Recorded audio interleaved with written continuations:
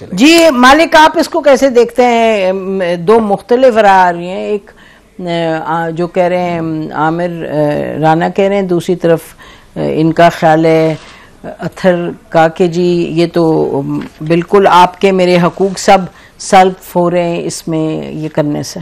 देखें, दो लेवल्स पे इसको देखना होगा। एक तो कि पॉलिसी क्या है और एक है हकीकत क्या है।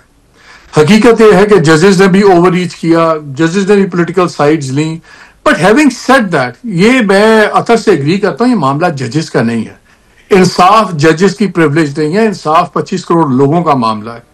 अब आपने निजाम ऐसा बना दिया है कि कोई इंडिपेंडेंट जज इस निजाम में चल ही नहीं सकता, बिकॉज एक ही होती है गारंटी कि मुझे कोई हाथ ना लगा सके। आपने ट्रांसफर्स का रख दिया। अगर हाई कोर्ट में जब चाहे उठा के फेंक दें उसको, सुप्रीम कोर्ट वाले को जब आप डराएं तो आप उसको भेज दें कॉन्स्टिट्यूशनल कोर्ट में।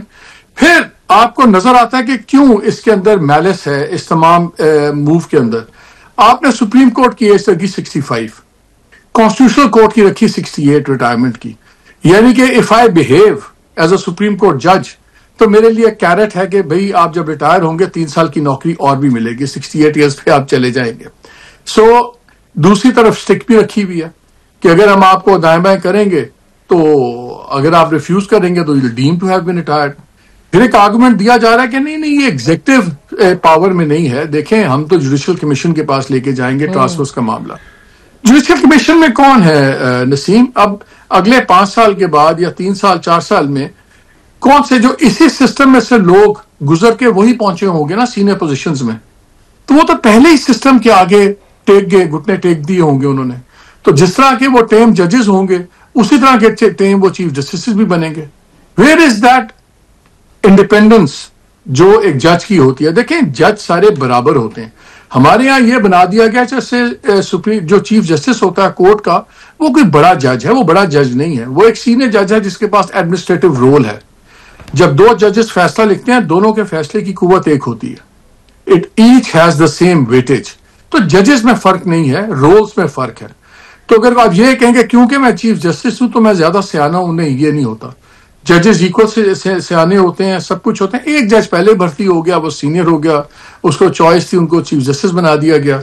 सो ये जो अब कदगनें डाल दी गई हैं, ये आई डोंट थिंक ये जजेस का तो मसला ही कोई नहीं। देखिए, जजेस को क्या हुआ, आमिर ने बड़ी ठीक बातें की कि क्या क्या जजेस ने नहीं किया। चले, वो रिजाइन करके चले गए। आपके एक जी अतर मिनल्ला और मंसूर अली शाह साहब पीटीआई के जज थे, चलें जी आपने उनको घर भेज दिया। पहले मंसूर अली शाह को रोकने के लिए 26th अमेंडमेंट आई। मुझे बहुत फैसलों से खिलाफ है। मैं मुझे 163A का फैसला आई थिंक बिल्कुल, मैं हैरान हो गया जब मुनीब अख्तर साहब जैसे जजेस ने भी उसमें जो किया। नजर आता था कि पॉलिटिकल फैसला है, इसमें कोई शक नहीं है। लेकिन पॉलिटिकल फैसले दोनों तरफ हुए। यहाँ जजेस ने मार्शल और डिक्टेटर्स को भी सपोर्ट किया है। यहाँ जजेस ने कोई PMLN को सपोर्ट करता था, कोई PTI को करता था, कोई PPP को करता था। वो कोई नई बात नहीं है। लेकिन क्या अंग्रेजी में जैसे कहते हैं, do you throw the baby out with the bath water? No you don't. बजाय इससे कि हम निजाम को ठीक करें तो ये जवाब नहीं बन जाता क्योंकि जजेस इस तरह थे, क्योंकि 75 साल जजेस ये करते रहे, तो अगले 75 साल अब हम पूरे निजाम को उल्टा कर देंगे, लोगों को इंसाफ मिले ना मिले। आज क्या होगा? आज अगर मेरा और आपका मुकदमा है, हमें शायद इंसाफ मिल जाए, बिकॉज दोनों प्राइवेट पार्टीज हैं। लेकिन अगर आज मेरा और रियासत का मुकदमा है गवर्नमेंट के साथ, तो मुझे कोई इंसाफ मिलने की तवक्को नहीं है, क्योंकि now the deck is stacked against me. यहां पे दुनिया में होता है कि जुडिशरी आपकी आखिरी रिलीफ होती है। जब आपसे थानेदार ज्यादती करता है, आपसे टैक्स वाला ज्यादती करता है, आपसे एक इलेक्टेड MNA से ब्यूरोक्रेट आपसे ज्यादती करता है और आपका कहीं हाथ नहीं पड़ता, आप चले जाते हैं जुडिशरी के पास। ये डरते भी थे। अब जुडिशरी से कौन, पहले नहीं डर रहे थे, अब जुडिशरी से कौन डरेगा? तो वहां तो खुश, ठीक है मालिक, जजेस को, वहां तो जजेस डर के बैठे हुए हैं। तो आप कह रहे हैं, सॉरी मालिक, क्विकली, आप कहने का मकसद कि जो तैनाती का तरीका है और जो एज डिफरेंस का आपने बताया, तो उसके नतीजे में आप कह रहे हैं कि जजेस डरेंगे उन लोगों से जो उनके एम्प्लॉयर्स हैं। तो इसका जवाब डरेंगे नहीं, उनको खुश रखेंगे। हाँ, मेरा मतलब कि यानी खुश रखें या डरे, it's both sides of the बात तो वही हुई ना। बात ये है, मोहम्मद मालिक साहब बिल्कुल ठीक बात कर रहे हैं, लेकिन ये कब नहीं हुआ। अब आप अगर ये शुरू करते हैं ना बहस के कब होगा अगले 75 साल, जब आप 18 में धांधली की बात करते हैं, गलत था ना, एक मिनट, जब आप 18 में धांधली की बात करते हैं, वो जो मौसूफ अभी कल रिजाइन करके गए हैं, उन्होंने जब मुकम्मल यकसुई से मंसूर अली शाह के पीछे लग के अतर मिनल्ला ने इंसाफ दिया पीटीआई को, वो कह रहे थे कि 18 में भी धांधली इस तरह ही हुई थी, वो अब भी कह रहे हैं लेकिन फैसले में नहीं बोलते। वो जो नवाज शरीफ को जमानत देते हैं वो इमरान खान की तौहीन अदालत में कहते हैं कि फैन फॉलोइंग बहुत है। ये हमारे वही जज हैं अतर मिनल्ला साहब, कोई ऐसी बात नहीं है। मुझे ये बताएं कि अगर हम उस पर कीड़े निकालने लगे तो यहाँ सच्ची बात यह है कि ये जजेस सारे एक जैसे हैं। मैं इसीलिए कहता हूं कि इंसाफ सबसे पहली बात है कि ये कब खुद मजबूत होते हैं। मेरे सवाल मैंने आपसे, क्योंकि आप ये फरमा चुके हैं सब, मैं सवाल ये कर रही हूं कि फिर हम कहें कि आप ये मान रहे हैं, आप कह रहे हैं कि भाई ऐसा ही है तो ऐसे ही चलेगा। Is this what you are saying? नहीं, मैं बिल्कुल, मैं तो इसको चेंज, मैं कोई आर्गुमेंट में तब्दीली नहीं ला रहा। ये जज कब अपने पैरों पर खड़े होकर फैसले देने लगे हैं?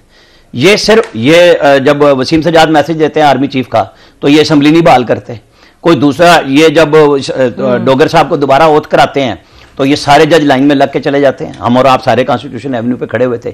ये जजेस, मतलब मसला ये नहीं है कि जी आप अवाम को अब ढूंढ रहे हैं, अवाम हमेशा से पिस रही है। ना हुकूमत, ना जज, ना वकला, ये कब आते हैं अवाम के लिए?